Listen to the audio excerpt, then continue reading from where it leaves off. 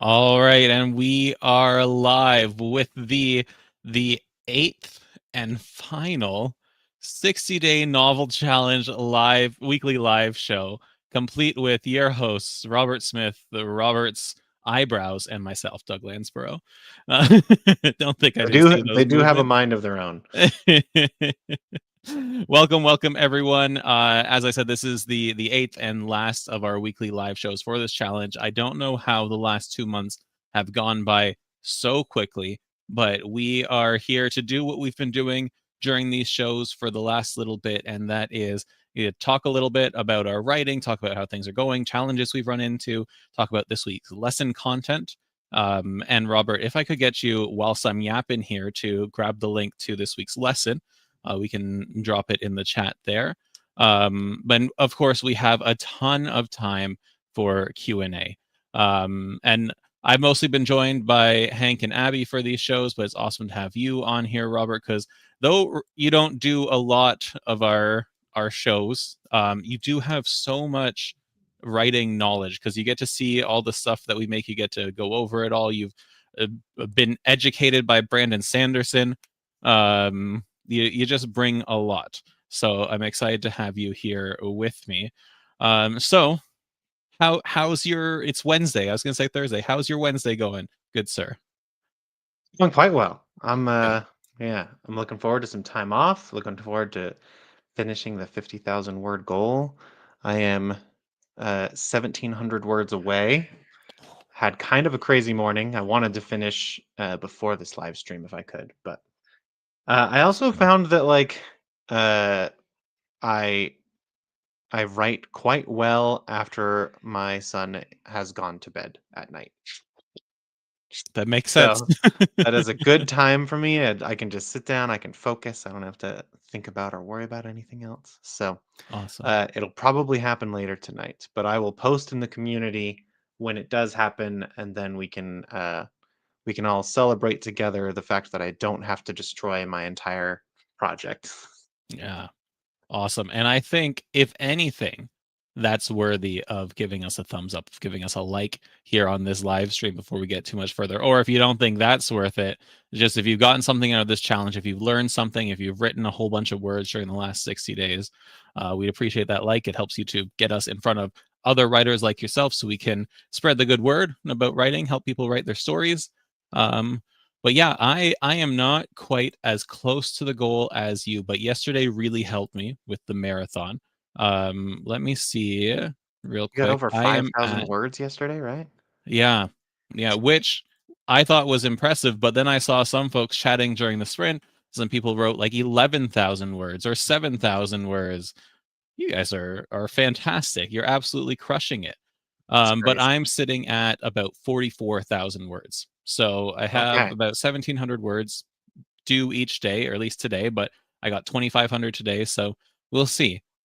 We are continuing to host our daily writing sprints tomorrow and Friday. If you want to write more words, if you want more Doug, I'm going to be hosting them at 12:30 p.m. Eastern. So whether you are, on holiday and you need a break from the family, or you're not on holiday, then you can join me there. So, and Ella's saying that the sprint helped out a lot, which is fantastic. Okay, Yeah. alrighty, let's get in to the show. And before I get too deep, I actually want to turn to everyone watching, and that includes people who are watching this after the fact, and either in the chat or in the comments. Let us know where you are at in your current project. And by that I mean your word count, if you want to share that, but also where you are within the story. Because a 50,000 word novel is still a novel, but it tends to be on the short end of things. And I know more than a handful of people are writing 80,000 word novels, 100,000 word novels, 120 plus thousand word novels. So, Robert, did you say you were somewhere around the midpoint, or am I making that up? Yes, I'm on the brink of the midpoint and the devastating things that are going to happen. However, I think just structure-wise, I think my midpoint is kind of later in the second act anyways. I Mhm. don't have as much going on between the midpoint and the climax as I had from the beginning to the midpoint. At Yeah. least in my current outline. Maybe I'll discovery write much more along the way, but I am on the brink of the midpoint. So Awesome. That's about where I am too. And I said this last week during our live show, but a lot of structures will call for the midpoint to be at that 50% mark. But I never want people getting hung up on that, because in every book I've ever written, it's more like the 60 to 70% mark that it ends up being at. Which is not to say it can't be at the 50% mark, but more to say don't stress about where exactly it falls if it falls later than that. Earlier than that, maybe we have a bit of a problem. But that's more a revision problem to figure out. And we have some numbers coming in the chat here. Bon is done with the 50K, but is getting stuff figured out for alpha readers to give it a read, which is awesome. Jennifer is at 52,500, about halfway through. Bernadette's at 105,000, writing the final showdown. NJ's at 87,000. You're working with the big hurt. I love it. I love it. Bon, I have an adverbial problem. I have to edit my adverbs out. There is a place for adverbs, and there will always be adverbs in your writing. But yes, if you can pick stronger nouns to work with, or stronger words in general, then always preferable. But sometimes, just as with show don't tell is, in my opinion, one of the best golden rules out there, there's a time for telling and there's a time for showing. So there's a time for adverbs and there's a time for not adverbs. Emily's at 44,000 at the all is lost moment. Star had to scale back a bit. You're at 25,000. You're looking at getting 30,000 if you do 1,000 a day, and that's a success. I think that's a success, Star. That's awesome. absolutely. Ella's just shy of 42,000, getting close to the midpoint. Okay, fantastic.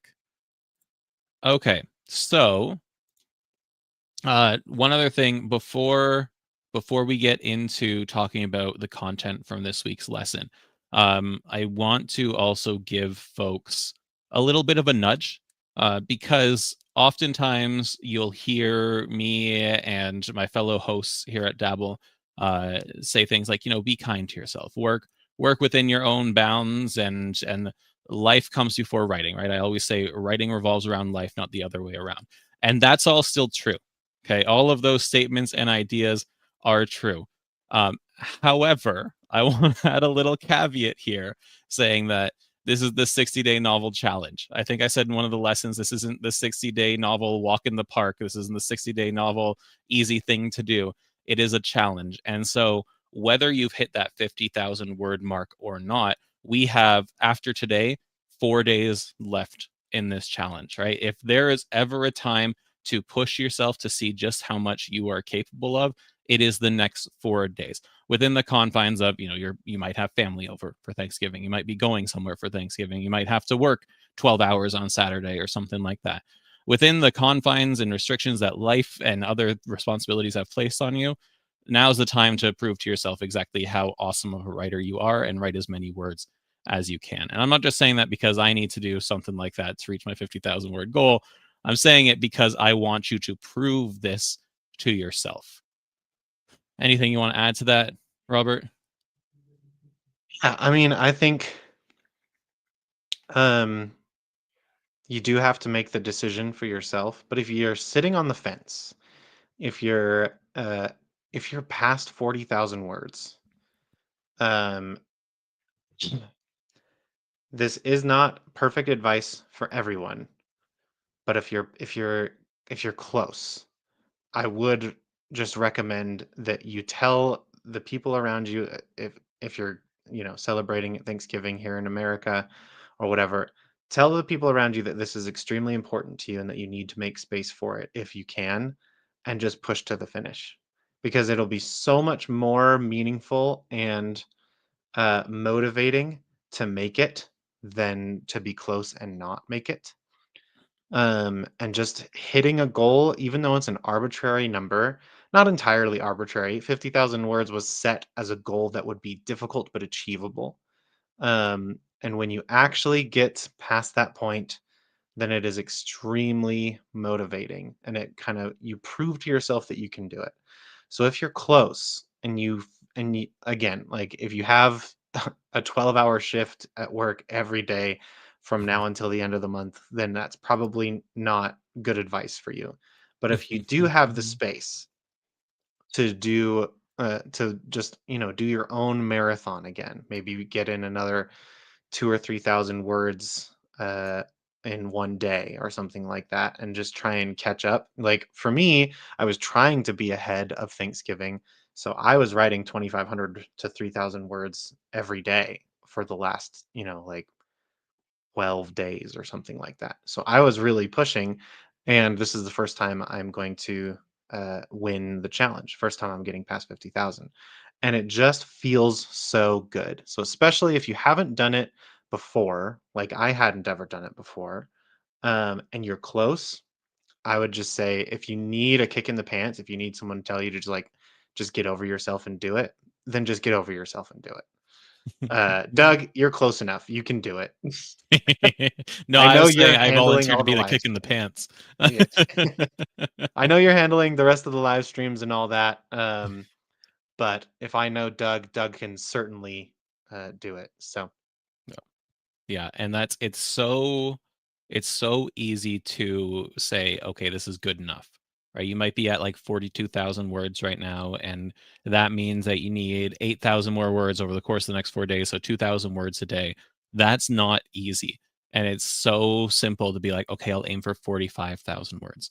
Now, if you're at, say, 10,000 words, 20,000 words, 30,000 words, then I'd say set a more achievable goal. Remember, back from October 1st, when we had our kickoff workshop, goals are meant to be achieved, but they're not meant to be easy. They're meant to require effort and like hard work and sacrifice at times, right? But that's how we know that it's worth it, and that's when you get such a great feeling at the end of it, because you've proven to yourself, you've already proven that you are more accomplished and more dedicated to writing than the vast majority of people who want to write a story, because you've already put in the work, you've already written so much from the stuff that we planned in October.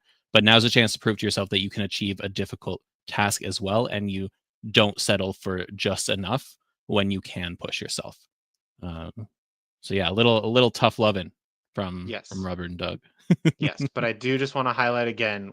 We already Yes. mentioned this, but Uh, if you have an injury and you're at 25K, then pushing to 30K, you should still celebrate that just as much as if you made it to the 50K, because the reason I didn't make it last year, I made it just past 30,000 last year, and I had a newborn child in my house and was not sleeping hardly at all.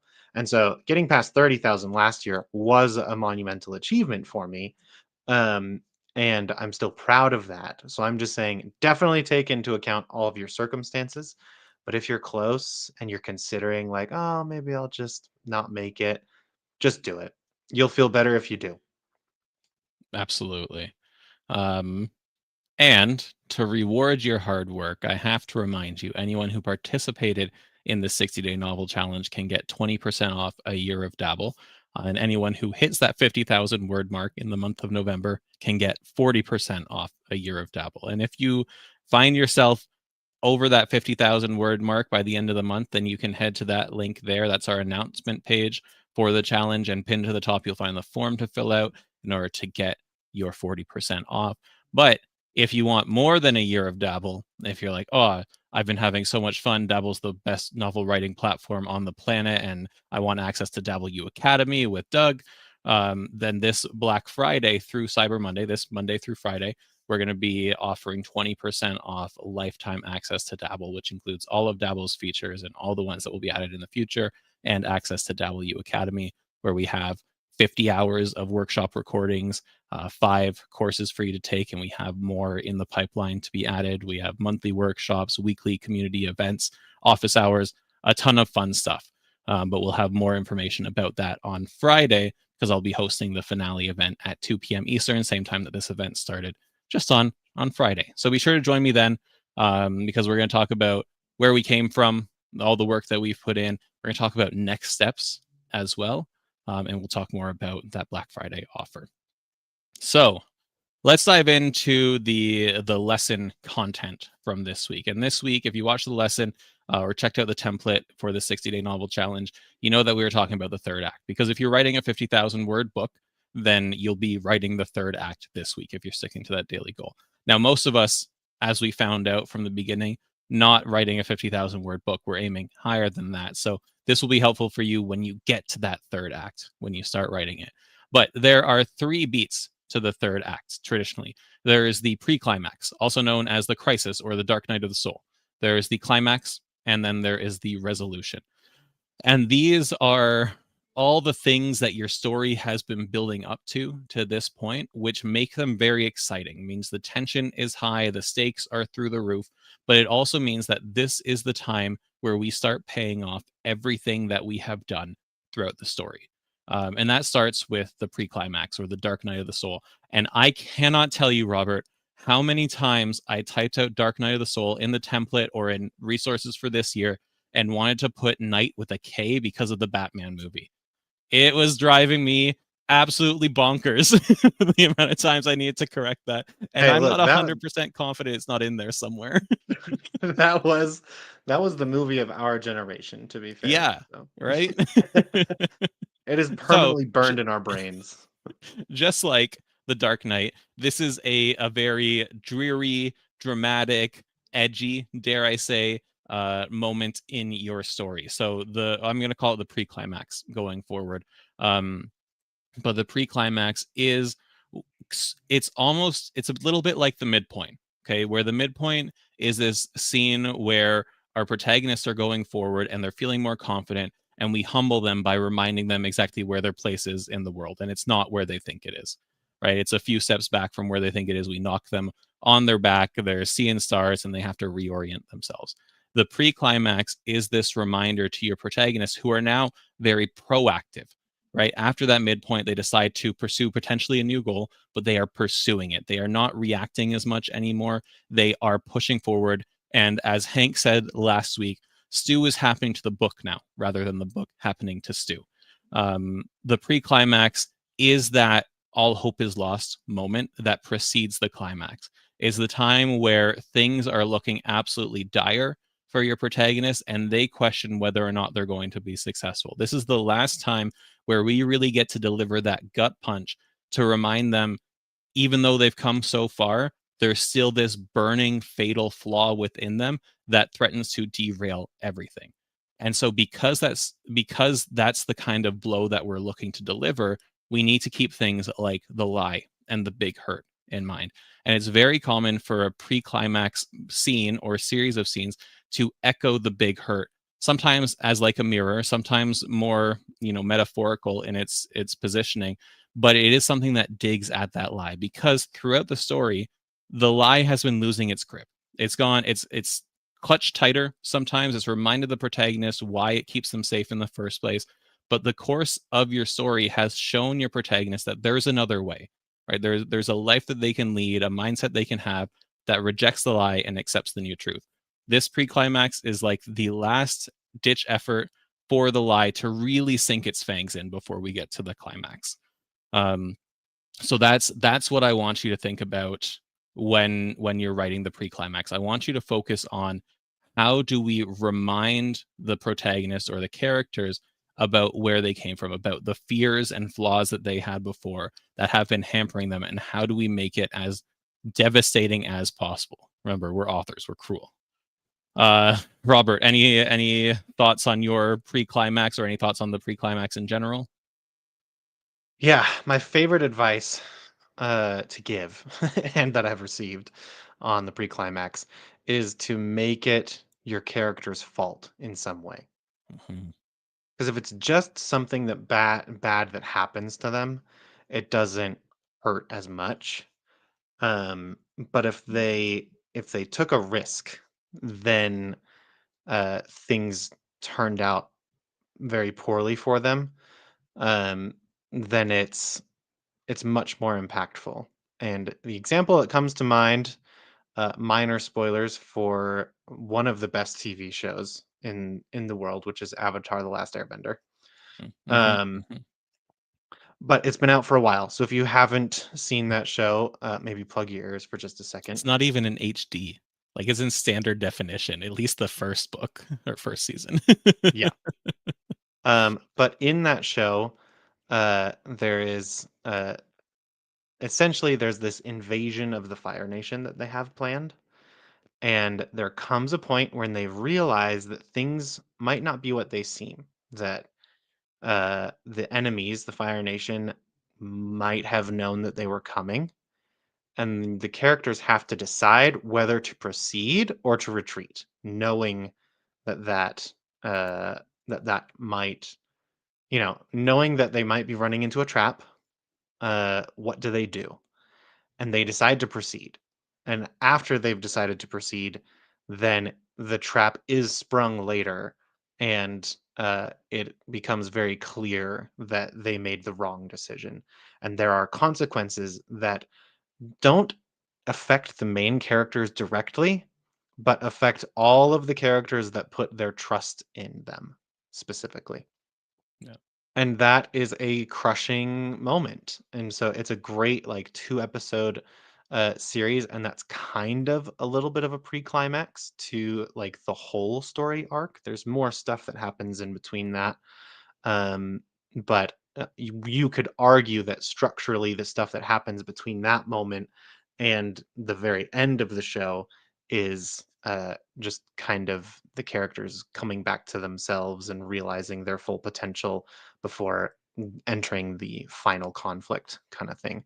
So, if you make it their fault, if it's their decision to stay, if it's their decision to risk something big, and then it all comes collapsing down around them, because the antagonist is clever or kind of pieced it together, then it just hits so much harder when it is their fault.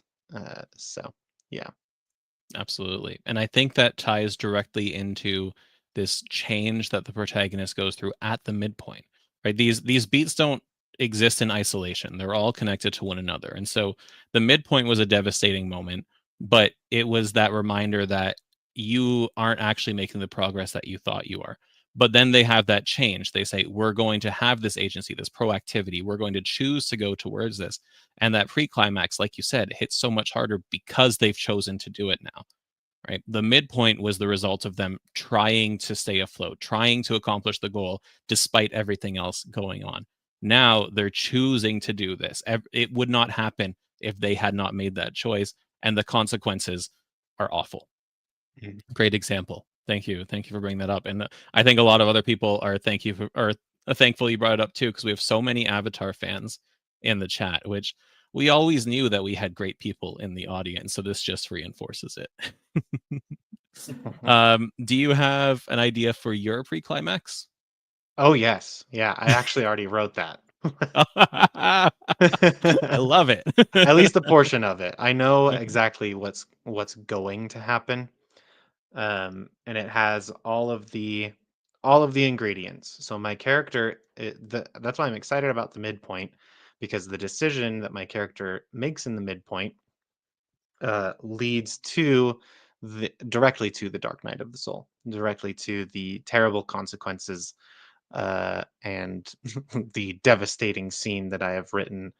Um, it comes from my character deciding to try and do the right thing, and still getting caught up in the machinations of people who have more power than him, and uh, Awesome.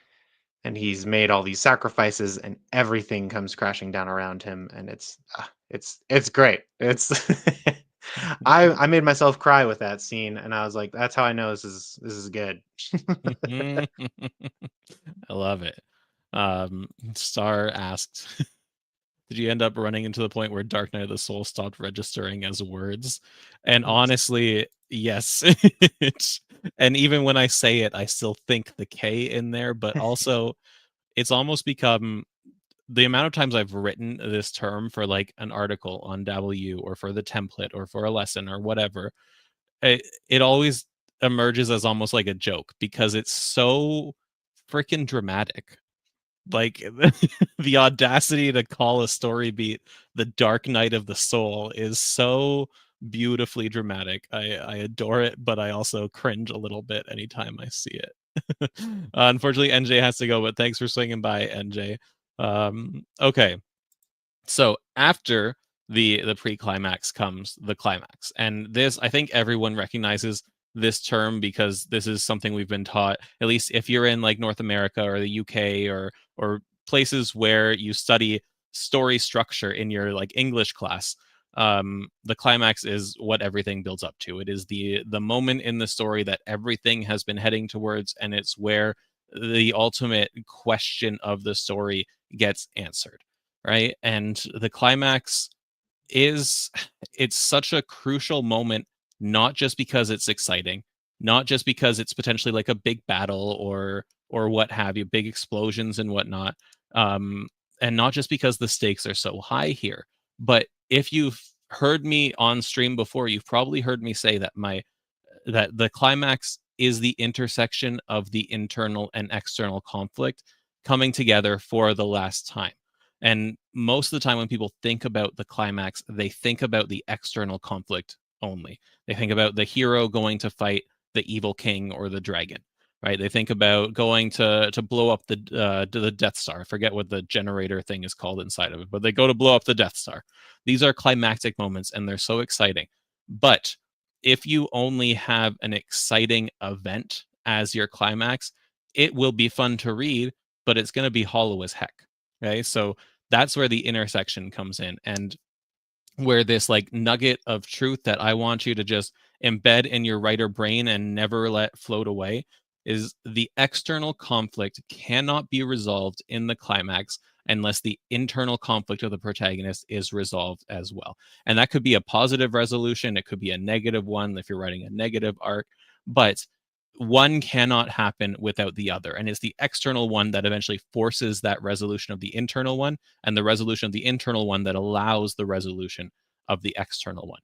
They are bound together forever, always, till death do they part kind of thing. So that's like the biggest thing that you can think about in terms of character development and your conflicts, is that this is where it all happens and they are related like that. Before I turn it over to you, Robert, I also frequently give this litmus test to people, where if you can take your character from their ordinary world, from the first act when we first introduce them, you can just pick them up and then plop them into the climax, and they can be successful there, then your climax is not what it should be. Something has gone wrong, because your character needs to have experienced that internal journey, as well as making friends, learning new skills, like getting magic items to help them, what have you. The events of your story have to happen, but the development has to happen for them to be successful. And if Johnny in the first act can succeed in the climax, then your climax is not appropriate for Johnny's story. Robert, I'm done yapping for now. What would you like to add to this discussion of the climax? Yeah, I mean, I think that's the best advice. Is the climax is most satisfying when the internal conflict is resolved in some way.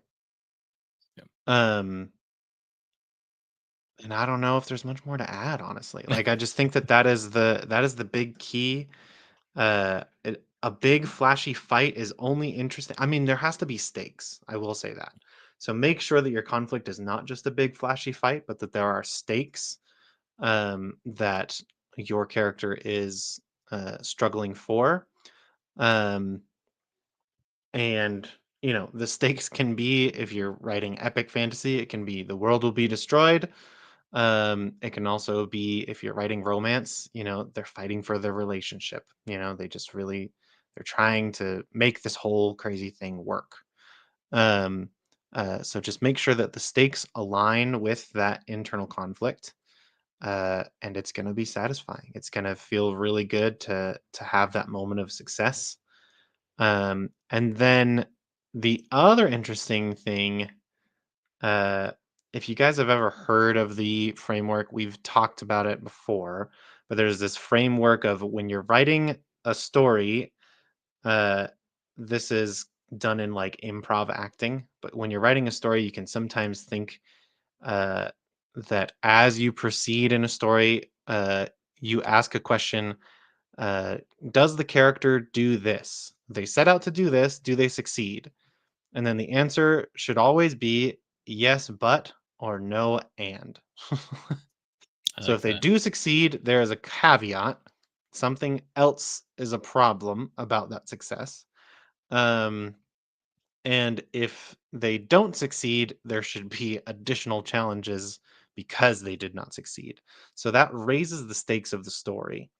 However, once you get to the climax, then that is this inflection point where you then you want to start answering those questions of, okay, they try and defeat, the big bad. In the beginning of the fight, it's going to be yes, but no, and. But at the end of the fight, there's like your team, your protagonist, whoever's fighting against the big bad evil guy, do they succeed? Then it switches to yes and no but. So if something goes wrong, then there's something else that happens that does still progress them towards an eventual revolution. And if they do succeed, then they often can succeed in ways that like expand past just that initial goal. And then into the falling action afterwards, it will be more of yes and no but, where things are not constantly getting more complicated, but things are still kind of getting resolved as you go. So Yeah. We're gonna revisit that because I want to dig more into what you said there about the stakes, and it kind I of do ties want to. into I do also want to credit. I think it's Mary Robinette Kowal who kind of coined that whole part of the climax and I stuff. like So I it. just want to make sure this is not my idea. It came from the Writing Excuses podcast first. I'm pretty sure. So um, Ella asked here, and I wanted to address this now rather than the Q&A section, but can the stakes be simply that they die if they fail, or is that too simple? And there's two parts that I want to answer this with. The first is that we often call the climax or the resolution of that internal conflict a change or die moment, and that can be literal death. In that, if they do not change, then they will get a sword through the face or something, or they'll get flung off the spaceship. Um, but I want to focus first on that choose part, because this climax directly ties into, because it's so impacted by the internal conflict, it directly ties into the lie that the character has. This lie that has been with them the whole time and that we've been chipping away at throughout the entire story. Your protagonist has seen glimpses of the truth, the opposite of their lie, the thing that they need to or can embrace to get rid of the lie and be a better version of themselves, a happier version, a more successful version, whatever. It's where they want to be.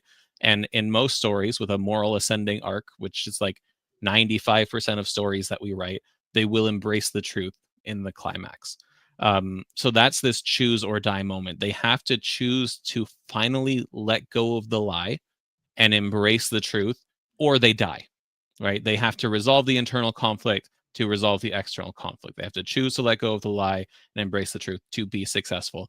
And if they do not choose to let go of that lie, then bad things happen. They will not be successful, or they will be successful, but something negative happens in like a negative arc kind of way, or maybe a way for setting up for the sequel where you want to continue to pick at this lie. But we're mostly talking about standalone novels here, 50,000 word stories, but we can expand more on this in the future. OTW has to go too. Nice to see you, TW. So that's the one side of it, in that this is a literal slash metaphorical choose or die moment where the consequences could be death or they could be your friends dying. Um, and rejecting that lie might look like something like understanding that you are good enough. Like it might be a self-esteem kind of thing. Okay, I am strong enough to stand up to my old mentor. Or it could be I'm stronger when I'm working with my friends, right? And thus, this lone wolf character, this whole story has learned that to beat the big bad evil guy, they need the people around them to lend their support in one way or another. And use that kind of thinking to juxtapose what it looks like if they choose to embrace the lie still. If the lone wolf doesn't let people around them help them, then they will lose and they will die, or they will get a demotion, or they will lose the love of their life, or something, right? Some negative consequence. If they're still crippled by self doubt, then they won't have the ability to overcome this climactic obstacle because they haven't embraced this truth that they do have what it takes. But all of that said, as far as the actual question of is them dying enough, is really dependent on what has come before. as your stakes. The stakes are always rising in a story. And this, the climax, is the most I was going to say climactic moment, but it is the most intense moment, is the most dramatic moment. The stakes are as high as they can possibly be. So for some characters, yes, that means they might die. For others, if they've been threatened by death for the last 100,000 words, then it's not really a climax at this point, right? It's just another obstacle. But if their friends are threatened, if their family's threatened, if the country or world is threatened, or if it's more personal, if they lose the love of their life, if they don't get the promotion that they need, if whatever you want to do, the impact of it has to be higher than anything we've seen before. Hmm. Would you agree, disagree, Robert? Yeah, absolutely. I was gonna say the stakes can certainly be that they will die if they fail. But if you think about, think about the important people in your life, what are the stakes of their mortality? Like, not to get existential or anything, but for the But you are. people that you care about, if they die, it's not just that they're gone. It's, all of the things surrounding that, all of the difficult challenges for those of us who have lost loved ones. um, it's the realization that you won't be able to just sit down and chat with them anymore. And, so make sure that if it, like, I think, especially for fantasy writers, we have, and I think a lot of us are fantasy writers and sci-fi, um, kind of grand epic tales. I think we do have a tendency to lean towards world-ending stakes. Mhm. And uh and I think that that can be interesting to a point. Um but I think for some fantasy readers it might be a little tired. It's like, okay, so the world's on the line here, like, okay, cool. Like, like, what does the Again, bad guy get if they blow up the world? Like, what is actually at stake here? Um and so I think the stakes that that really matter are those emotional stakes, the ones that people relate to. Whereas, the stakes for my climax will be the potential partial destruction, but also subjugation of a group of people that my protagonist belongs to. Um, and so rather than just like the whole world will end, it will be like, a group of people that he identifies with will be, essentially put in chains, essentially just like controlled by these machinations of these powers that be at the moment. And he's the one who can stop it. And so that feels more emotionally high stakes than like, my bad guy's gonna blow up the whole world. And I think there's been evolution over time towards more of those like personal and emotional stakes. But that's all I would say is like make sure that if it is just like, oh well, if they fail, they'll die, that uh you can do it in multiple different ways. But who would miss your protagonist? Whose life would be, if even if they didn't die in the final battle, whose life would be irreparably changed by losing your protagonist? Or yeah, who has stakes in this turning out, and how does that change the emotional impact of the climax? Because that's when it really hits home. And I think that's why sometimes I have read, uh I've read some fantasy and sci-fi books where the stakes are like the whole universe will end or something like that, and I'm just kind of bored in the climax. And then I've read some romance stories where I am completely like, just I cannot put it down. I need to know whether or not these two characters are going to end up with each other because I care so much about the emotional impact of it, and I'm so wrapped up in that story. Or in real life stakes, it's like, Yeah, so if two people don't fall in love, whoop-de-doo, versus the universe exploded, like, it all comes down to those emotional stakes rather than just, like, who's gonna die, what's gonna happen isn't as important as who is affected and in what ways. Yeah. I want to point out two things from the chat here. First, a quick celebration because Jen had no idea what her climax would be before this, but now has some ideas, which is fantastic. And that's exactly what we're aiming for. We were, a little peek behind the Dabble curtain here. We have a meeting every Monday for the whole team. And Robert always poses a fun question to wrap up the meeting. And this week, with it being American Thanksgiving, the question was, what are you thankful for? And all around the table, the virtual table, we were all talking about how thankful we were that we can do something that provides moments like the ones Jen just had, that we can help you figure out these key ideas for your story and actually bring your story to life. And that makes it 100% worth it. It makes putting up with me 100% worth it for Robert. Uh, but the other message I want to point out is from David here, not the whole world, but their whole world. And I really want everyone to focus on that same thing, change or die.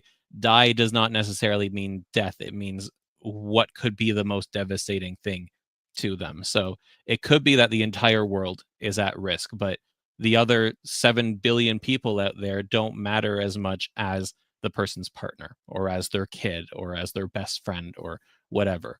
That Oh, yeah. still wrapped up in the rest of it, but you got to save the world to save the person you love most. Yes, a beautiful, pithy way of putting it, David. Yeah, And I'm just gonna go on a quick rant, just a quick one, please.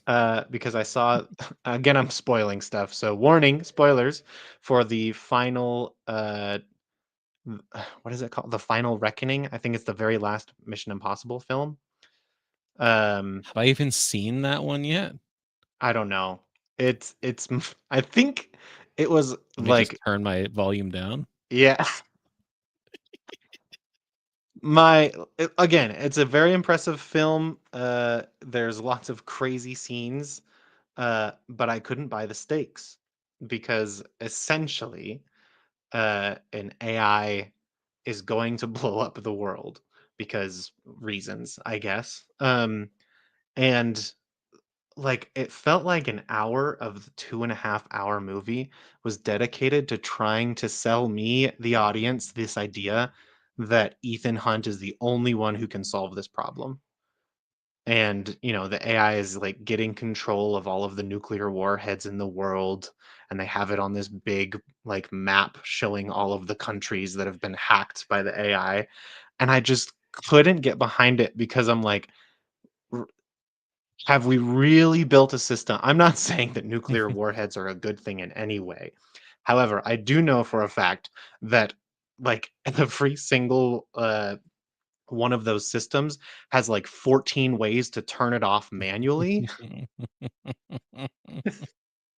So it's like, oh no, the AI is getting a hold of the nuclear warheads. Hey, tell Jim to flip the switch so it can't launch. Like that's just how it is. Like if we didn't build it that way, that would be unbelievably insane. Like there's got to be other systems and and it became clear like in other Mission Impossible films, it's like Ethan Hunt and his crew are the only ones that know what's going on and nobody in the normal world knows. But in this one, it's like the entire world knows and it's just like accepted that they're just gonna die and they're not doing anything about it. And I was like, that was the most.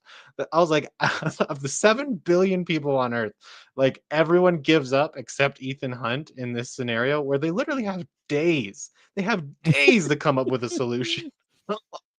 Of all the very intelligent people in the world, Ethan Hunt is the only one who can solve it. And previously, that was fine. I could accept those stakes because it was like, it's Mission Impossible.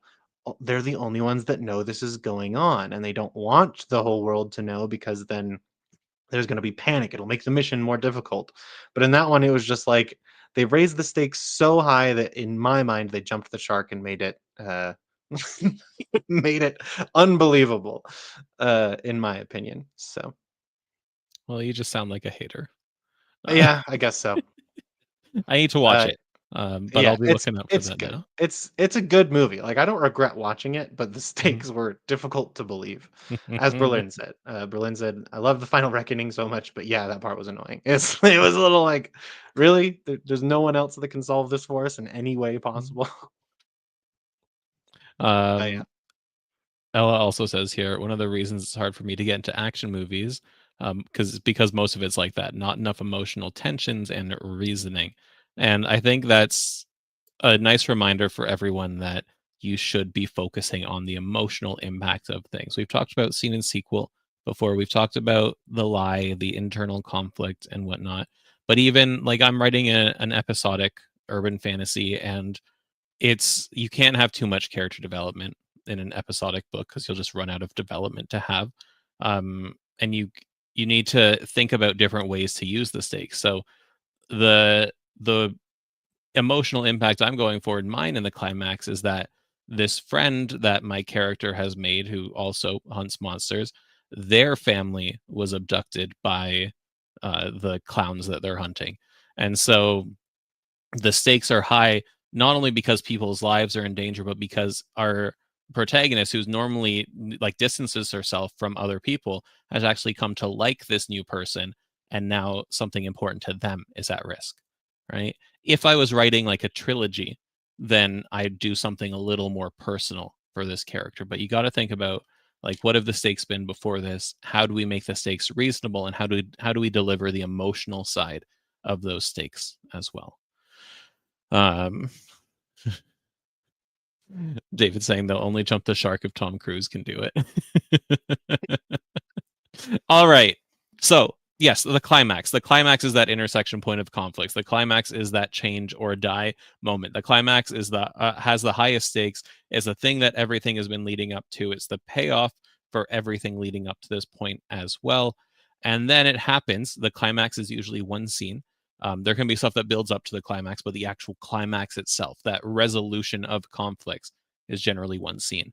And then we enter the resolution or the falling action or the denouement or whatever you want to call it.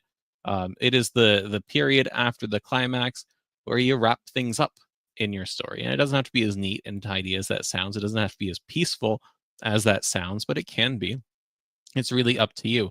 But this is where you want to think about stuff like character arcs for secondary characters if you haven't already resolved them. It's where you want to make sure your subplots are tied up or at least mentioned if you have a sequel coming out that will address them as well. It's where you want to give us a look into what the world is like for your protagonist. Okay, not you don't have to show us the entire world, but what is their new world like as a result of this climax, because they are fundamentally different. And so next week on Tuesday in W Academy, we are doing a third act workshop. And a little sneak peek, one of the things that I'm going to be talking about is how we can juxtapose that first beat that we had, the ordinary world, the exposition, the very first thing where we introduce our protagonist. We juxtapose that with their world at the very end. And that lets us see how far they've come, how much they've changed, how much of an impact they've had on the people and the things around them.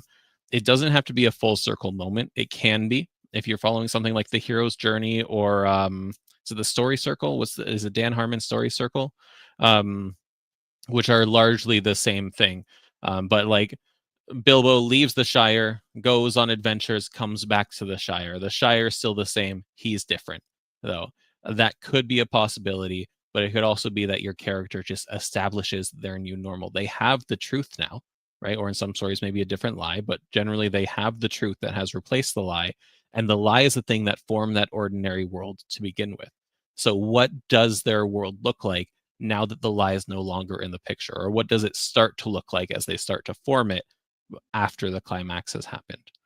um it's tough. It's like I don't want to be prescriptive about any of the stuff that we've been talking about, but especially the resolution. It's insanely difficult to be prescriptive about it because it ultimately depends on the threads that you've introduced, how much time it's going to take to show the character development coming, that full circle moment, so that you can see what their life is like without the lie. And if you want to set stuff up for a series. But these are just the things that you have to think about yourself. And ideally, again, don't like talking in percents, or percentages, but we aim for 10% or less for the resolution. You don't want to dwell too long on this, because our guiding principle throughout the entire story, as we just discussed, has been raising stakes.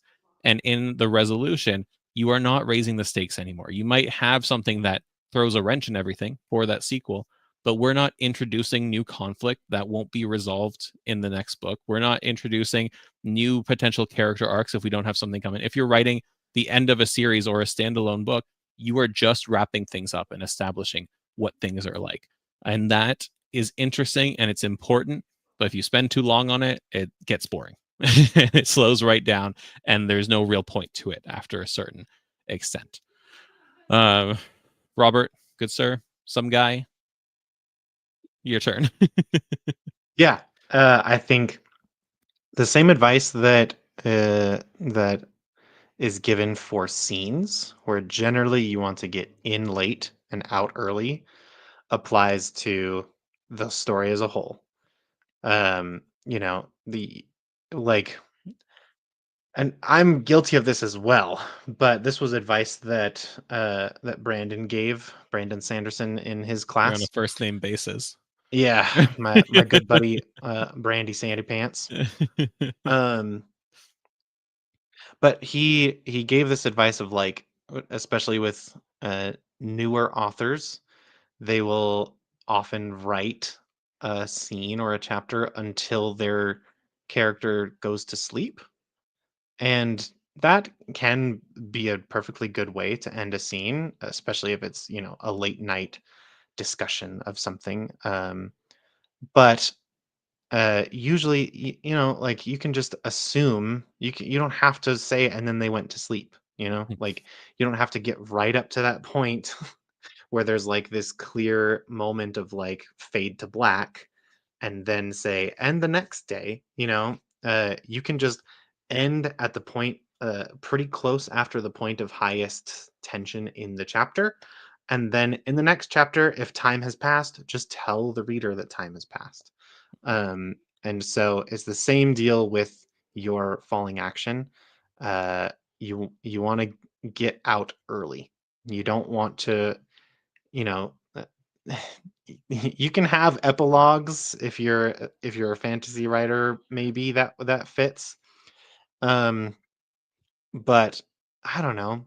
It's a little strange if it's like, and 30 years later they had, they had seven children and were ruled the land in joy and like everything worked out. That can sometimes feel a little disingenuous because it's like I haven't I haven't seen any real life example of and then over the next 30 years everything worked out perfectly, and there was no other things of note to mention. And I do want to call out the Lunar Chronicles by Marissa Meyer. There are some amazing, New York Times bestsellers, some fun fairy tale retellings. And I think that she does a really good job with her falling action. It is a series, um, and so there are little hints to like the next book and things like that, things that aren't quite resolved. Um, but I think she does a good job of pointing out like it was not all sunshine and roses, and there were some challenges ahead, but that it was satisfying still because she made it clear in those books. I'm trying to avoid any spoilerific stuff, but she made it clear that there were challenges ahead that the character was well equipped to deal with.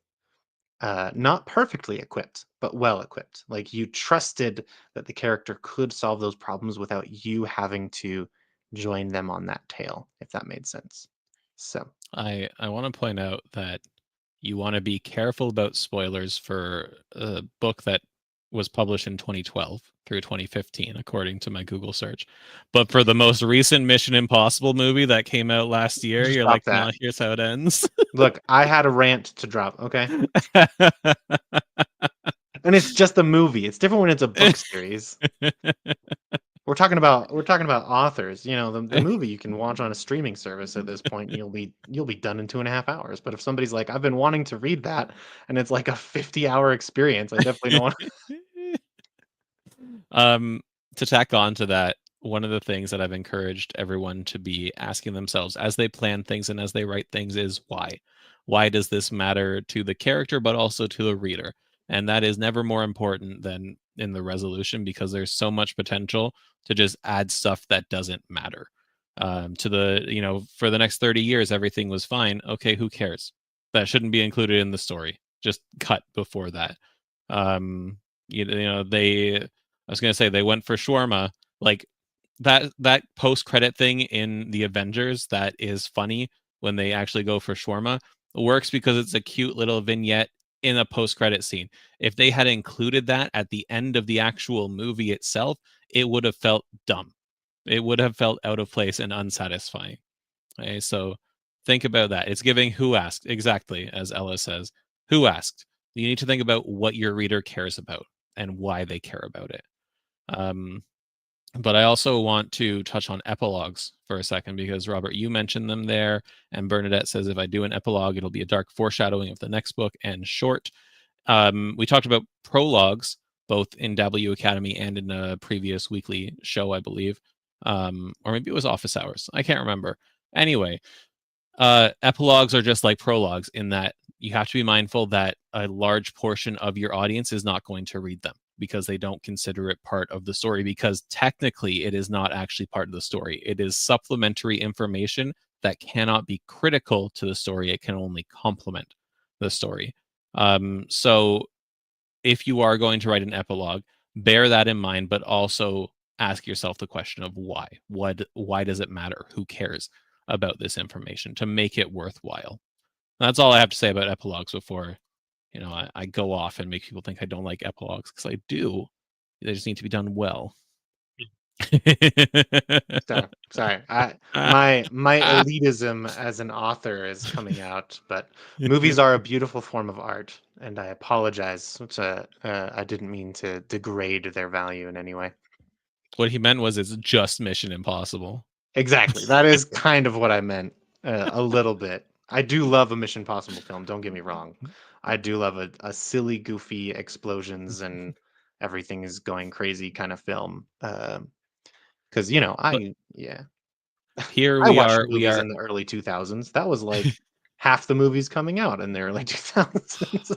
The golden era of cinema, in my opinion, especially horror movies. Just But some muscly man who could solve all the problems with his fists. I love that kind of stuff. But um, but we are highbrow literary professionals here. We yes, turn our noses at action yes, adventure movies. We only write literary fiction fit for book clubs. exactly, Um, exactly. in this scene that I was writing during sprints just before this, the clown that they encounter wears a bucket on his head and he pulls it down so he can ram things with it. Uh, Amazing, amazing. also, Tom Cruise is not Jack Reacher. Bernadette adds. It was an interesting casting choice. Okay, let's focus, people. We're we're off track now. We are off track, but those are the three beats of the third act, and throughout them all, as per the rest of your story, think about why it matters to your character. Think about their internal conflict, their lie that they're dealing with, what it takes for them to overcome that, because this is where it all comes together, and this is what the entire story has been building up to. Um, so if you have any questions about it, about your novel, about the challenge, whatnot, go in. You haven't dropped them yet, go ahead, drop them in the chat. If you're watching this afterwards, you can leave it as a comment and we'll be sure to answer. But Robert's been doing a great job of keeping track of the questions so far. So I think we will turn to that now. Good sir Robert, why don't you pick a question to start us off with?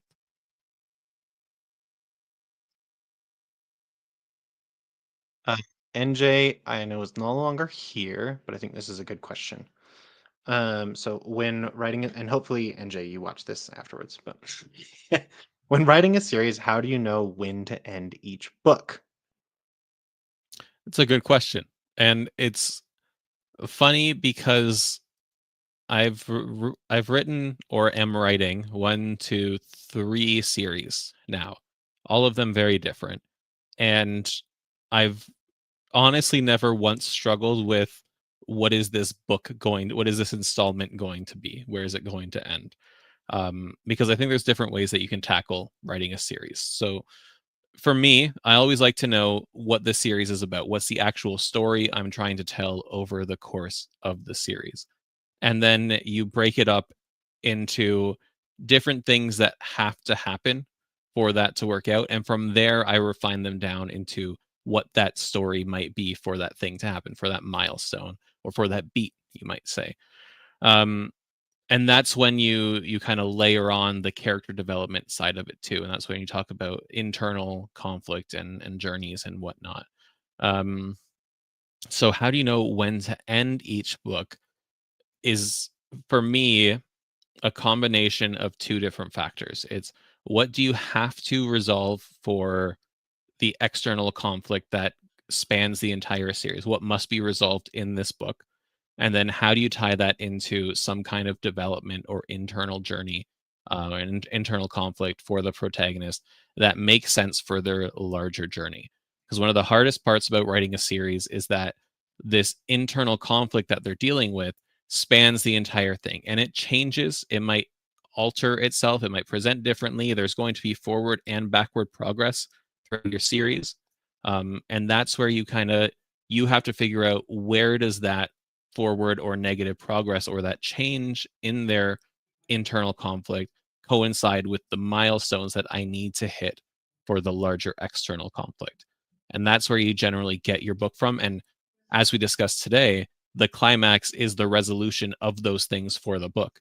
And so that's when the book ends, right? Where you've chunked it out into the development for both external and internal conflict. When that happens, when that intersection happens, that's when a book ends. The next book starts slightly after that. You have the resolution, and then you go on. Any thoughts, Robert? I think the only rule that I would try and impose, and all rules are meant to be broken in writing, but they're usually broken by authors who have a lot of experience. So, Mhm, if that is not you, like myself, I would say the rule is for a series, make sure at least the first book can stand on its own 2 feet. mhm, Make sure that at least the first book, if somebody reads it and finishes it, they are happy with the experience, and you can tease what's coming next, but, the last thing you want to do is, like, if they read the first book and then it's just kind of a cliffhanger for the second book, like, some people like that, but some people, like, just want to finish the story, and then if it finishes in a satisfying way, then you build trust with your readers at that point that you can wrap up a story in a satisfying way in that first book. After that, if you have a little bit more of a cliffhanger between books 2 and 3, I think that's fine, especially if people know it's a trilogy.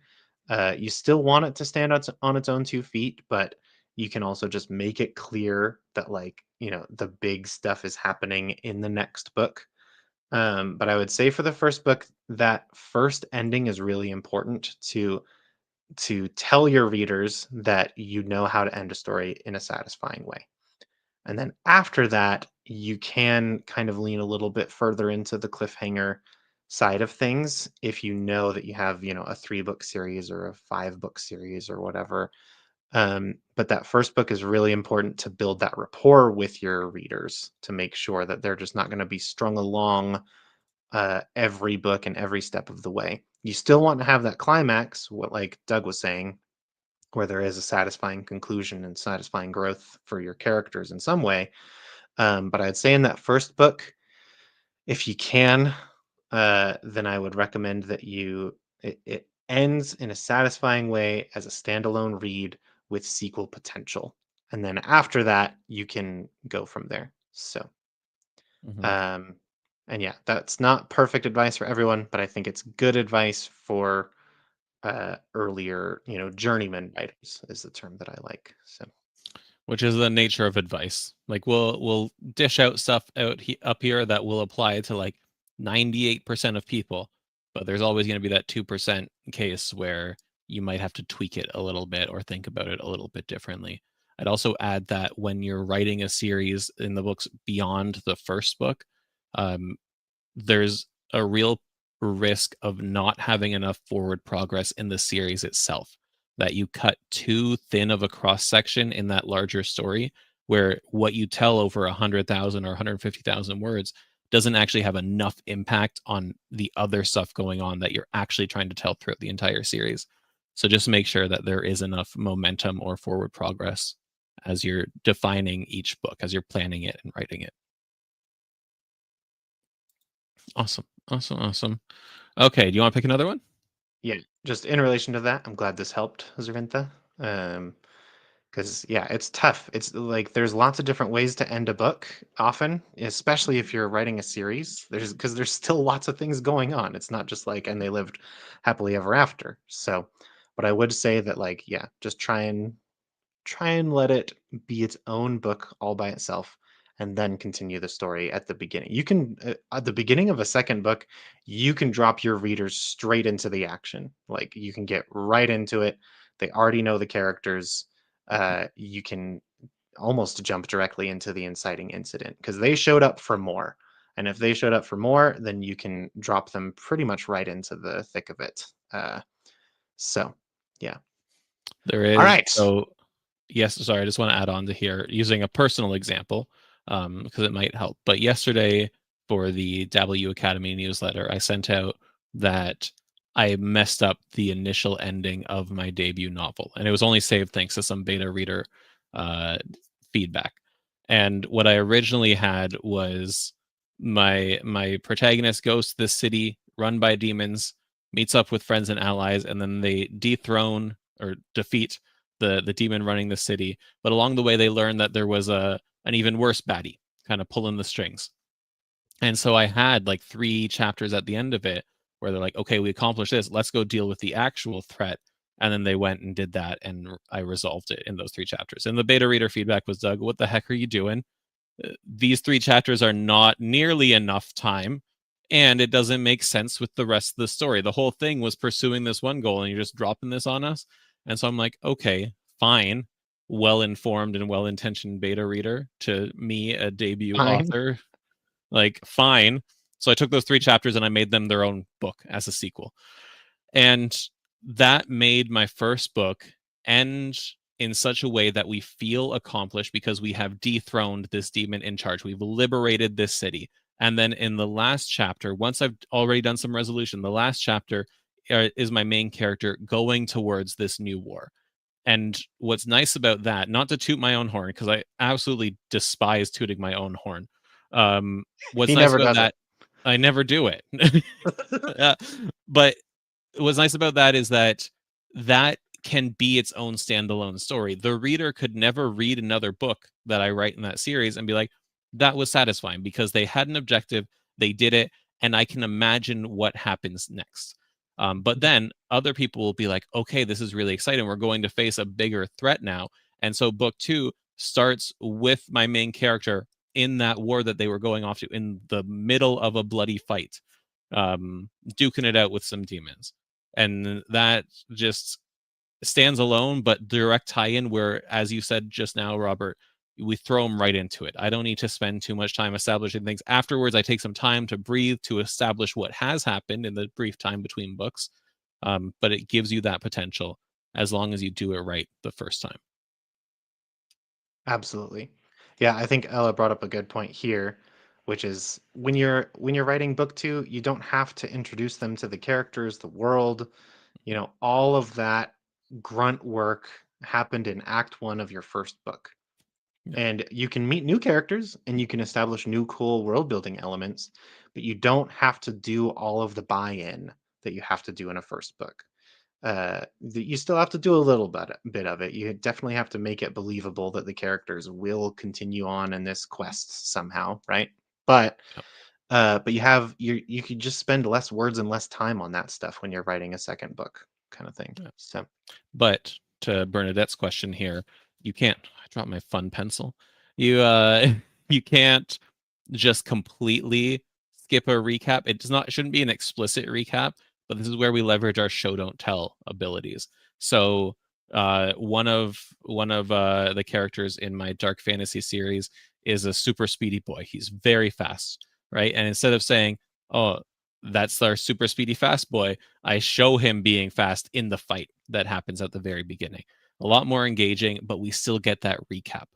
Um, Same thing to recap even the stuff that wasn't explicit in the first book. So that time when the war was actually happening, because we're jumping right into the midst of it, I can show the ruined town that they went through and have now established as their base of operations. I can show the damage done to all the warriors that were out there fighting to show how bloody of a battle it's been. I don't need to say it's been a bloody battle, right?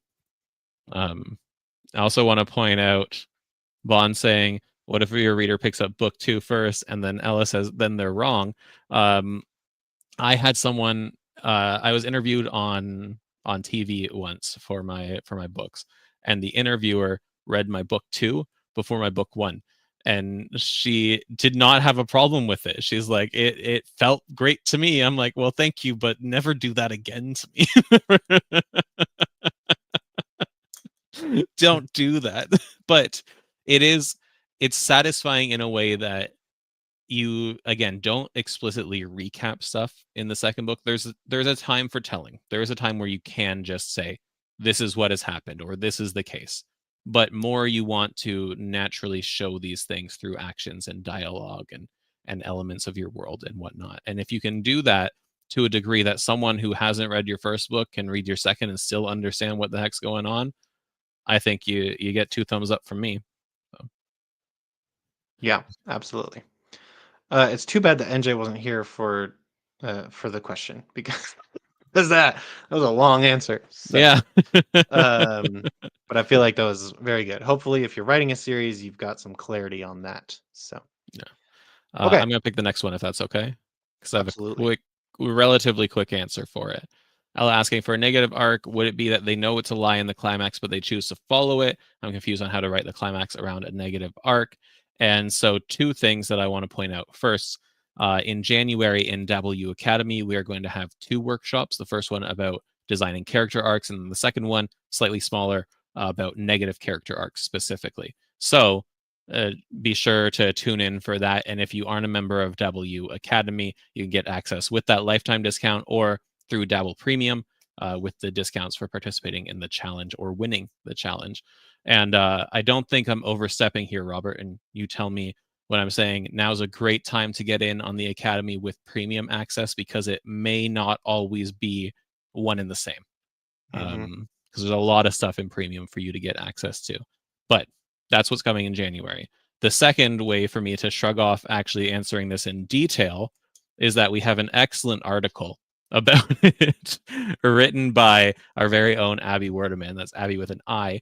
And in that, she breaks down the 3 different types of character arcs or negative character arcs that we're going to be going into detail about in that workshop. But I would start there because Abby specifically references the relationships between the lie and the truth in the climax, and it's pretty early on in the article. Yep. Yeah. Awesome. Okay. Don't worry, I have a backup Uh, pencil. Another simple question. Where can we get the merch? The merch right now is just it's kind of for the super fans. So stay tuned in the announcements on the 60-day challenge uh, space in W campus. So in the community is where you'll be able to find those links. We have a limit on how many designs we can actually put up, and we have a limit on which markets we can put those into, like the US, the UK, and apparently is not even available in Canada. So It's killing me. You're gonna have to send me some. yeah, we'll get them to you. But There um, is. I like all the designs. Don't get me wrong, but Robert specifically made this Dabble University design that I am so infatuated with that just as the dean of W, like I need it. So Christmas coming up, yeah, Robert. That's all I'm saying. yeah. So we also have to wait for those designs to be approved and things. So it is a little bit of a slow process. If we see a lot of interest in the merch, then we might expand it to be something larger in the future where, we could have a Dabble merch store if that's something that people want. And that will make it a little easier to access and that kind of thing. So right now it's just kind of for fun for people who really want it.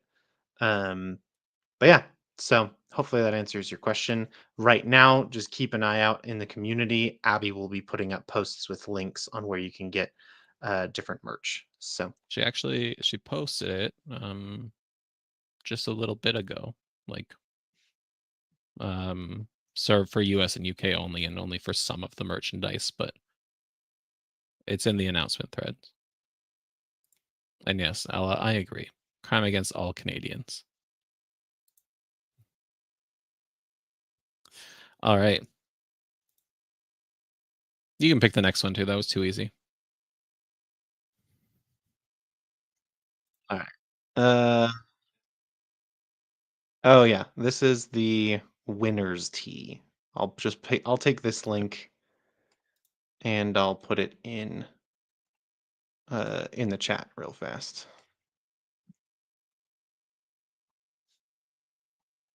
And we've got two different colors if you're interested. So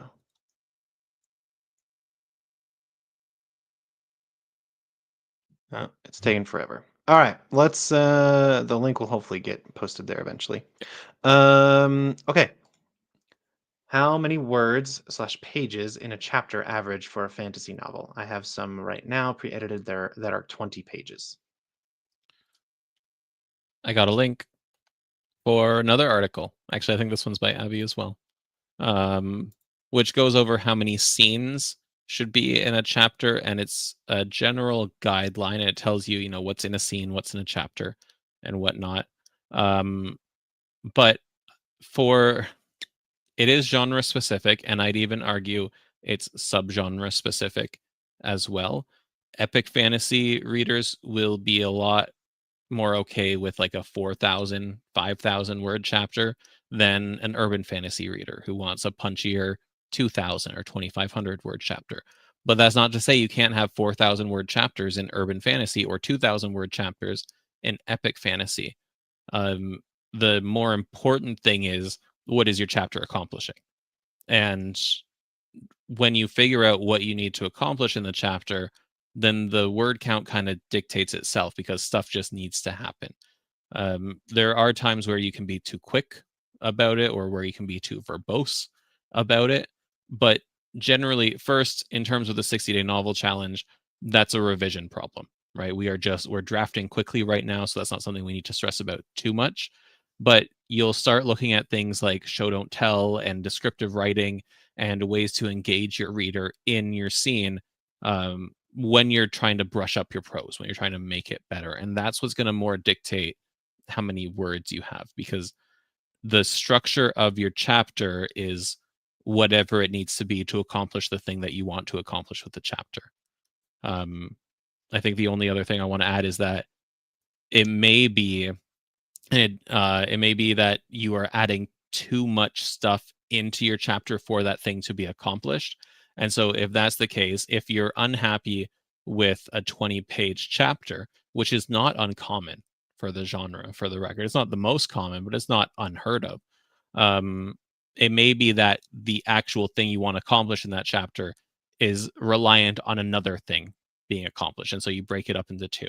And then when you break it up into two, you might realize, okay, maybe they aren't so smushed together in terms of chronology as I thought they were. So I can end on a little bit of a cliffhanger or a more impactful moment. I can take some time to have that sequel moment, to have a reaction to it, to have some character development, and then I can pursue that other thing in a different form. But yeah, that's the best advice I got. It's tough dictating this stuff. Robert. I will just say, again, this is more rule of thumb. If you're writing fantasy, you can usually get away with longer chapters. But the the modern trend at the moment is that chapters are getting shorter. Like people just are with how, I don't know if it's TikTok or what that has shortened our attention spans, but on average, for a lot of books, chapters are getting shorter. And so if you're hoping to kind of hit market trends and maybe, sell your book a little bit better, I do think Kindle Unlimited had an effect on this because then it's about page reads. And so a lot of books are trying to hit that metric of making sure that people keep reading by hitting them with very fast, quick chapters, almost like a thriller pacing kind of thing. So just keep that in mind. Like I would say it's probably a good rule of thumb to to keep your chapters as short as they can be. But that depends on your genre, depends on the story you're telling. So this is very wibbly wobbly advice, but I would just put that in there. So, Yeah. but the same I advice applies. I still think it's really good advice to get in late and out early on chapters. yeah. So don't do too much build up to what's going to happen in the chapter, and don't do too much uh, falling action in the chapter after the big thing has happened. And Brandon Sanderson's advice in his lectures that you can find on YouTube is also like try and think for each chapter, what is it about the chapter that would make it somebody's favorite chapter? And he tries to, in the revision process, not in the drafting process, but in the revision process, which hopefully a lot of us will be approaching in the next couple of months, um, he tries to think through what is it about this chapter that would make it at least somebody's favorite chapter, to make sure that each chapter has its kind of compelling, its winning moment kind of thing.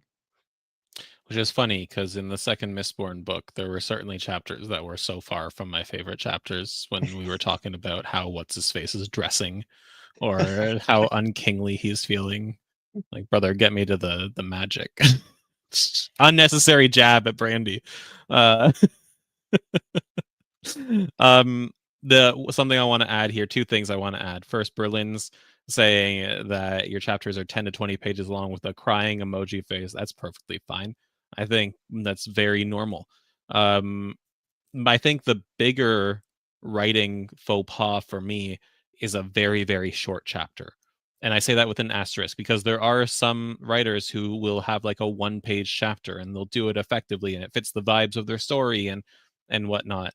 But if most of your chapters are 10 to 20 pages, if we take Berlin as an example, and then out of nowhere you have like a 2 or 3 page chapter, it just feels like there's not enough in there. Like you really got to be hitting something with impact in those 2 or 3 pages, with development, with consequences and whatnot, to make it seem warranted. Otherwise, it's gonna feel conspicuous in its conciseness, I guess. Um, but yeah, I this is such a revision problem, and not just a revision problem, but get external feedback on the pacing problem as well, because you want readers to give their feedback on it to dictate that. I think right now I just listened to the sequel to Empire of the Vampire, and its chapters in audio form are generally between 20 and 30 minutes, which I think are somewhere around 2,500 to 3,000 words, maybe. But one of the last chapters was an hour long. And I thought, wow, that's long. And then I listened to it all. Like, it's as long as the content is good and Yeah. meaningful, it doesn't matter.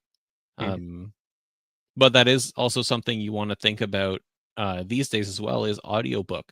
Um, because if you have 17-hour long chapters, I rarely have 17 opportunities in the span of a couple weeks to listen to something for an hour without interruption. Right? So maybe be aware of that. I don't know. I feel like we're digging too much into this now, though.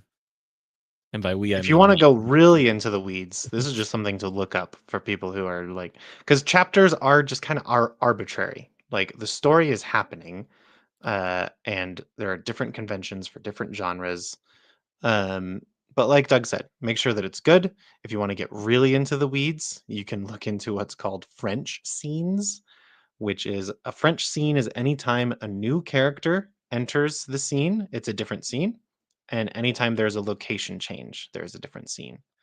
And you could try and like analyze your story on a million different parameters like that. Um, but that might be just an exercise in futility. Like I think that there are a couple chapters that I've written that I know I'm going to split into multiples, and others that I know I'm going to combine, but it is a revision problem. So save that for when we're doing some revision work in the next couple of months. I thought a French scene was when they used tongue. Last point before we move on to the next question. On the very opposite end of everything we've been discussing, the Sandman Slim series by Richard Kadrey, which is what got me to fall in love with urban fantasy, has no chapters. It is all one continuous story with scene breaks every now and then. And at first at first I didn't notice, and then I took a pause like 4 hours into my reading session of the first one. I'm like, I haven't come to chapter 2 yet. What's going on? And then I realized, okay, I've actually been reading for 4 hours. That's the whole point of this, is that I haven't been able to take a break because it's just been go, go, go, go, go. So there's a way you can adopt that as well, but that is very outside the norm. So just thought I'd throw it out there, though. So I'm sure we'll get more into the weeds. We'll have, we are definitely thinking we've heard the feedback that we want, maybe a revision challenge, something like that down the line. We've heard all of that, and so I'm sure we'll get into the weeds on that kind of thing sometime next year. And so we're planning some big cool stuff for next year. So stay tuned for all of that. Okay. Bon asks, my main character found a magical item in the magical find things box that will save her from the antagonist, but it feels flat. Thoughts on beefing it up? Some folks responded to Bond in the chat, if I remember correctly, when I saw this the Okay. first time around. But I'm going to reiterate what they said in that I mean, it feels flat because just from reading this, and there might be more to it, Bond, but it is flat. She just found it, and it just happens to save her from the stakes posed by the antagonist. So I think some of the advice was that, make it harder for her to find. I'd say make it cost something to find. Make it that she has to earn this thing that saves her. I don't know how the magical find things box works per se. I know you've mentioned some of the inner workings of your story throughout this challenge, so forgive me if I've forgotten it, but have it come with a cost. All magic, and we have a workshop recording for magic systems in W Academy, but all magic comes with costs and limitations. And it's those things that make it exciting. And if you remove those, if it's simple as reach in, pull thing out, then we aren't invested at all. There was no reason for this to be difficult for her, and thus it does fall flat. Jen, thanks for joining us. Robert, your thoughts? Yeah, I think I just echo that. Make sure that there's actual cost and stakes in solving the problem. If the magical find things box is contingent upon your main character finally rejecting the lie and accepting the truth, then that's a satisfying climax. If they solve the problem, if they solve the external conflict with the internal conflict, that's satisfying. But if it's just the external conflict was solved by the magical find things box, it's not very satisfying. Yeah. But it's also tough to give really direct feedback without more context on the story. So that's also something to solve with, beta reader feedback or editors or story coaches, or, just through feedback, it can help you kind of hone what that satisfying ending feels like. So, It also might be, if you want to add a little twist, this magical item saves her from the protagonist, but not all the way. Right? It only provides partial protection, or it does a fraction of what she thinks it's going to do. Add drama that way. So if it doesn't cost something, then it doesn't deliver fully what it needs to deliver. mhm. Okay, Shannon, what if your climax is the protagonist going to plead for help, knowing that without them, the team will fail and they reject her warning? Okay. Your climax is the protagonist going to plead for help, knowing that without the person that they're pleading for help from or the people, the team will fail and they reject her warning. I feel like I'm missing the context for this of when it came in and what we were talking. I mean, we are clearly talking about the climax. Um, Shannon, are you still in the chat with us? Because I want a little bit more context on what the context is. The planet is about to be invaded. Okay. Who are they going to ask for help from, and what happens when they reject her warning? We can do a little bit of workshopping on this one. A little bit of I think workshopping. if you're down with that, Robert. Yeah, I would say Yeah. because I'll just say my knee-jerk reaction to this very brief description that gives me, I haven't read your story, um, but this sounds like a setup for the climax rather than Mhm. the climax. Where if you're Yeah. going to plead for help and they reject that plead for help, then that feels like a very interesting decision for your protagonist to make. If your protagonist knows they're going to fail without help, do they go anyways? Do they go like hoping that just in the act of going to the final confrontation, it might convince the people they need help from to join them? I think okay, she's going to her father, whom she hasn't spoken to in years, and the antagonist does end up invading Earth. Okay, interesting. Yeah, So to so your this point there, Robert, it doesn't sound like this is the climax. mhm, The invasion is the climax, yes. This potentially. this sounds like I will say, this sounds like the climax of a subplot, which is conflict with her father, uh, where if her father rejects it, then, that sounds like a really good climax to a subplot. But if her father rejects the plea for help, uh, then that feels like the buildup to a really good climax where the stakes are really high. Maybe all hope is lost. This sounds more like the pre-climax moment Mhm. for a grand tale where Earth is going to be invaded. Yeah.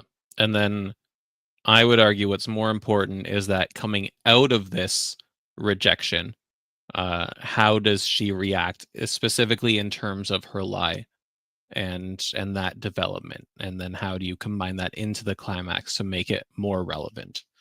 Um, yeah, it's tough. One of the biggest limitations of doing a show like this is that not only do we lack a lot of the context we would want for helping out with something like this, but then in a text-based medium where we're already on like a 5 to 8 second delay, it's very tough for us to get the context that we need to sufficiently help you out here. But um, and Shannon says thanks, which is great. But go ahead, post this over at Dabble Campus and get, you can expand on it there. You're not as restricted to the text. You can take time to actually flesh it all out, and then have a back and forth with folks over there, and we can try and workshop it at W Campus. Yeah. Yeah. Uh, just for further context, the fact that it is book two, kind of setting up for book three, then I think it's okay if the world comes crashing down around them. Uh, there's plenty of stories that do that well. Um, but I will say, going back to what we talked about, planning out a series, make sure that book two can stand on its own 2 feet to some extent, where there is some kind of resolution to some kind of conflict. Um, and that will make it a satisfying experience, even if this one kind of ends with all hope is lost and we'll have to solve this in book three, kind of thing. So, Yeah. Okay, I'm gonna pull up a question from Bon here. okay. Should you name your chapters or just let them be numbered? You do you. Yeah, up Yeah. to you. um, like it depends, and this is almost entirely a stylistic choice. I choose not to name my chapters. I find that in most chapters that are named, I'm either guided to expect something from that name, in which case I don't want to expect something. I want to discover it through the writing. Or there are times where like I'm reading or listening to the chapter and the chapter title comes up in the prose and then I'm like, "Oh, that's the chapter title." And then I just move on with my life. Like it doesn't add much for me, but some people love it. The exception to this stylistic argument I'm making though is when you title your chapters like Robert, Doug, to differentiate who the narrators are. So it'd be like 1, Robert, 2, Doug, 3, Doug, 4, Robert. And that just helps with understanding. I'm not against that happening, but I'd also rather you work on voice to help figure like just make that natural, make it something that you don't have to label. Um, Yeah, and, yeah, I was just thinking about this because Ella said it. Middle grade books tend to be named and more than one POV, especially for younger demographics, they might need that guidance or not might, they probably do need that guidance more than adult readers do. And Shannon's saying that she likes how the Percy Jackson books title their chapters, which is fantastic. And I my wife has read like all the Percy Jackson books. I have not. So I'm not 100% sure how. But there are good chapter titles out there. There are a lot of good ones, but it's just stylistic.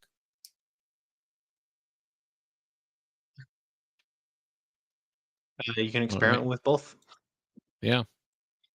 And yeah, I did want to this was more of a comment.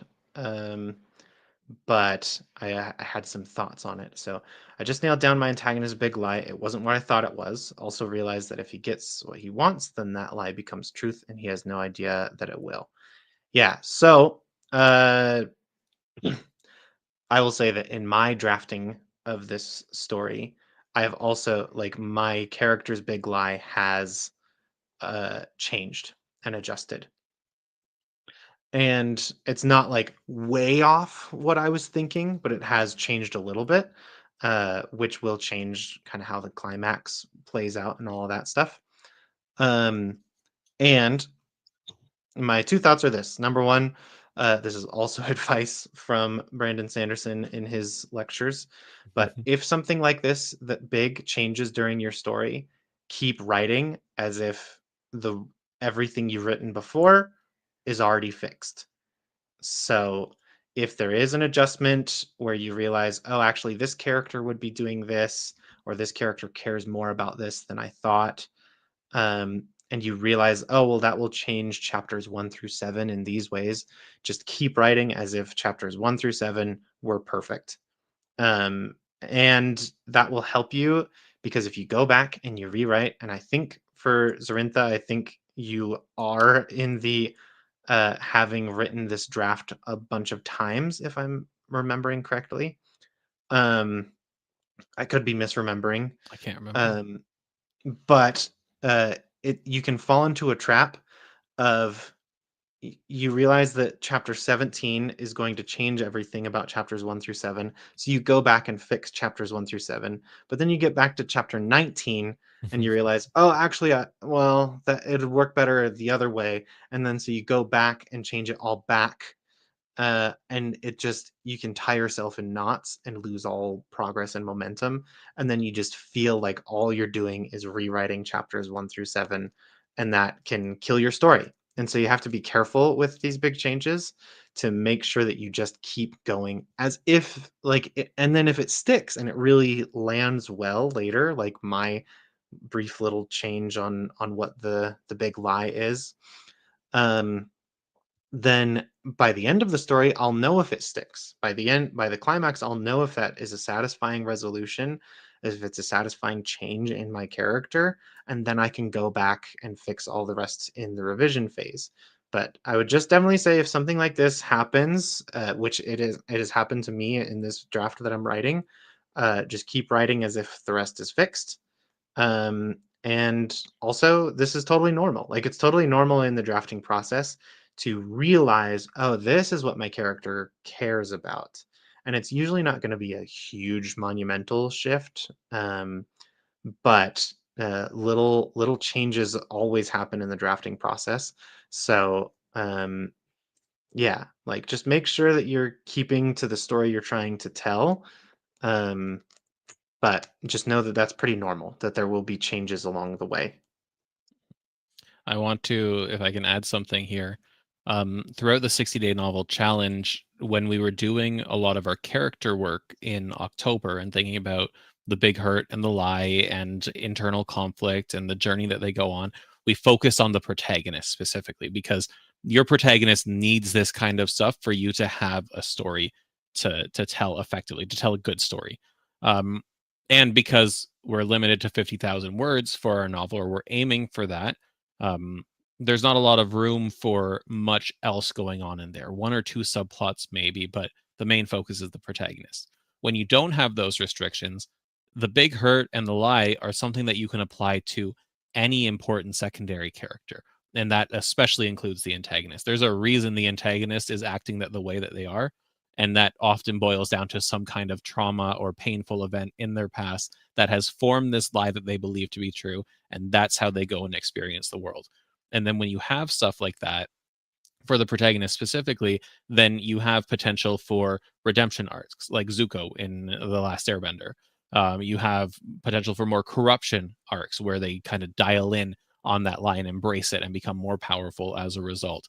But you also have other secondary characters who aren't antagonists who can have their own baggage that you can use for subplots, or you can just use to make them more interesting characters that get in the way of things, maybe unintentionally. So the big hurt and the lie are not protagonist exclusive. So I'm glad you highlighted Bernadette's comment there, Robert, because it shows you can add this stuff to your other characters to make a more compelling and whole story, um, and that's just Yeah. fun.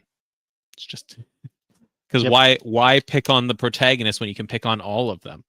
Yeah. In the case of my story, one of the main antagonists has the same big hurt as the protagonist.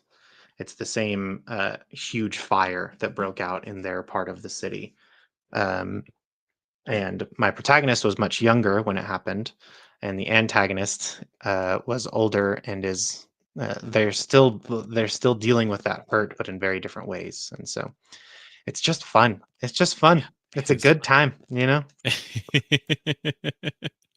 All right. And I think that brings us to the end of our questions that we have banked here. So I just want to shamelessly plug a few more things before we call it a day here.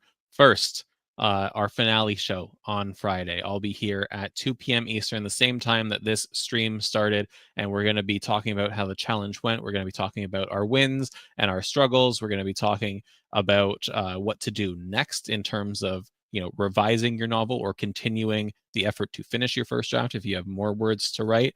We're maybe going to be getting a little sneak peek into what's coming up in Dabble.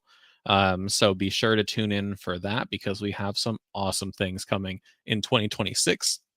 And of course, it's on Friday, which is when our Black Friday sale launches. It goes through until Monday. So starting on Friday, you'll be able to get 20% off a lifetime subscription, not even subscription, a lifetime purchase of Dabble. So you don't have to worry about the subscription. You get everything that we will be adding in the future. You get access to Dabble U Academy and all the fun stuff we're doing there.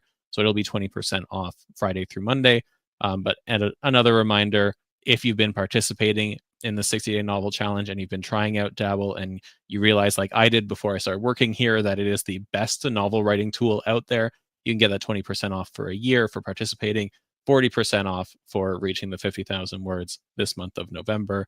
To get those coupon codes, you can head on over to the announcements page over at dabbleu.com for a 60-day novel challenge. And lastly, as Bond says, make sure to like the video. Make sure you subscribe to our channel. We've been putting out a ton of content throughout this challenge. I'm maybe going to go get choked up after this, realizing that this is the very end of the last weekly live show that we're doing. But we've been putting out daily tips throughout this challenge. We've been doing weekly lessons. We've been doing weekly live shows. We have the finale event coming up. We have that workshop from the kickoff that we did on October 1st. A ton of content. We are going to slow things down in December just because we need to catch our breath. We need to to figure out all the stuff that's going on, get ready for next year and whatnot.